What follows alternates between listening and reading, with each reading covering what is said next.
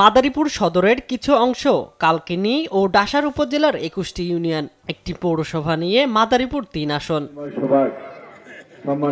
এই আসনে লড়বেন বিএনপির প্রার্থী আনিসুর রহমান খোকন তালুকদার, জামায়াতের মোহাম্মদ রফিকুল ইসলাম, ইসলামী আন্দোলনের মোহাম্মদ আজিজুল হক, বাংলাদেশ সুপ্রিম পার্টির নিতাই চক্রবর্তী, বাংলাদেশ সমাজতান্ত্রিক দলের প্রার্থী আমিনুল ইসলাম, স্বতন্ত্র প্রার্থী আসাদুজ্জামান। দলীয় নেতাকর্মীদের নিয়ে সভা সমাবেশ, মিছিল মিটিং থেকে শুরু করে প্রতিটি সামাজিক ও রাজনৈতিক কর্মকাণ্ডে অংশ নিচ্ছেন প্রার্থীরা। ভোটারদের দিচ্ছেন উন্নয়নের প্রতিশ্রুতি। আমরা মাদারীপুরে একটি শিল্পনগরী গড়ে তুলব, যেখানে ছোটোখাটো শিল্প কলকারখানা করে বেকার যুবকরা স্বাবলম্বী হবে এবং পাশাপাশি উৎপাদিত পণ্য দেশের বাইরে রপ্তানি করে আমাদের দেশের অর্থনীতিতেও সহায়ক হবেন। এরকম একটি মাদারীপুরেই আমি আগামী দিন উপহার দিতে চাই। 40 বছর ধরে অসংখ্য খুশির মিছিলে ছিল আইডিয়ালসে, থাকবে আগামীতেও। যার যে মৌলিক প্রয়োজন আছে সেই মৌলিক প্রয়োজন পূরণের ক্ষেত্রে আমরা অগ্রাধিকারের ভিত্তিতে প্রয়োজনীয় পদক্ষেপ গ্রহণ করব। আমাদের কালকিনি মাদারীপুরও ভালো কোনো হসপিটাল নেই।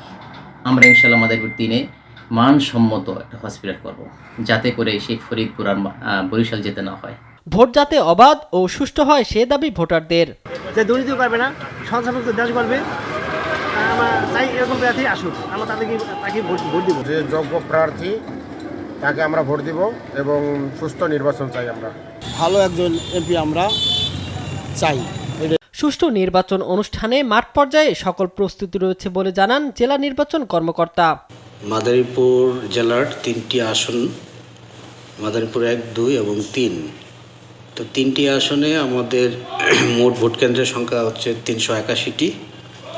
তো মাঠ পর্যায়ে আমাদের নির্বাচনের সম্পূর্ণ প্রস্তুতি রয়েছে এবং যতটুকু থাকার দরকার সব রকম প্রস্তুতি আমাদের আছে। মাদারীপুর 3 আসনে ভোটার 3,27,810 জন। শামীম হোসেন, নিউজ ডেস্ক, দেশ টিভি।